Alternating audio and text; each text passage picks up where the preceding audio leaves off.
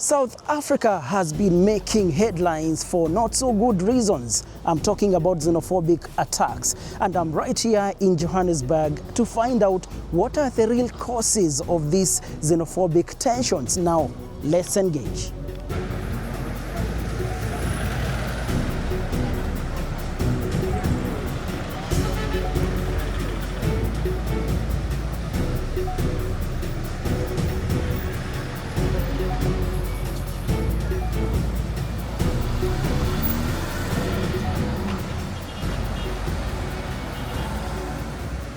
The core issue is how services from the South Africans is how basic services are not adequate because there is a high number of illegal immigrants. This is the sentiments from the regular people, the people that use hospitals that would say there's long queues, the people that use services that government provides. We now have to look at it from a couple of different angles. Yes, we need to be able to define what it is, but we also need to look at it from a couple of different angles. The people who are mostly affected, the ones that are saying we don't have services, their voice compared to the ones that are saying, no, but what we need to do, we need to sort this out at a government level, like we need to make sure that we are documenting all the illegal foreigners and so forth.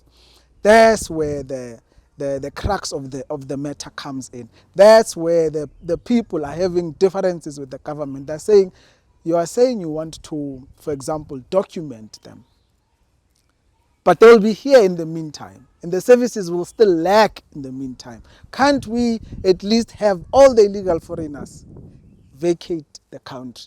If they will come back, they'll come back properly.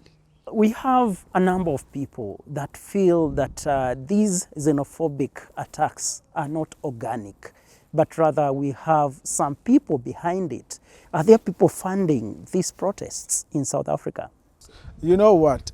I never disregard anything unless it has been proven without a shadow of a doubt that it is not true. As far as in South Africa, as far as with the current March and the anti-illegal immigration sentiments that is all over with the xenophobic tendencies and so forth, there is another school of thought that says the mobilization is too big and too quick. The mobilization seems like it has been funded for it to be this big and this quick. You know what I mean? And therefore, I will not shut down that sentiment. I've also seen some clips. I've also seen some clips of suggestions around that. This seems to be something that is completely financed, and it would obviously make sense that if there is anyone who's going to fund anything that is going to cause any disruption, any division within the African continent, we don't have to look far to understand who that might be. We've been in situations that make us understand that the enemy is only going to be the only person that's going to benefit from us fighting each other. It means unity of Africa is that much further, and it benefits them. What are the possible solutions that we are looking at? You know, I think we have already started. For the fact that for the first time in a long time, we have African governments working together. I'm talking about now the repatriations because all these countries, they are acknowledging that they have their citizens in another country illegally. And that participation, whether it is because they want to or they are forced to by circumstances, is us. We have already started working together. It means countries understand that, okay, we need to bring our people home, try to find a way to help them here, so that they don't have to go find greener pastures in South Africa. As it is being said that there's more opportunities in South Africa, and therefore this is what's creating the influx of foreigners into South Africa. But then the South Africans are saying it seems like it. Or it might be, because you know sometimes when you are inside of a match or when you're playing a match, you don't see it like someone who's watching. They can tell that you're offside before you run, you know what I mean?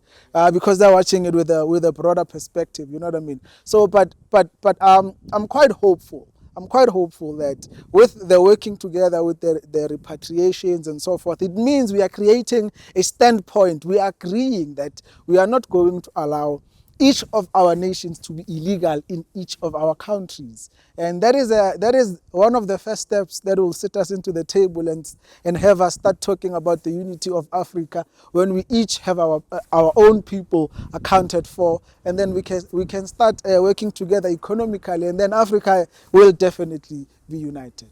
You cannot hate your own brother, because at the end of the day, we are, as the African continent, we live in one big house that just has different rooms. And each room has got its different rules.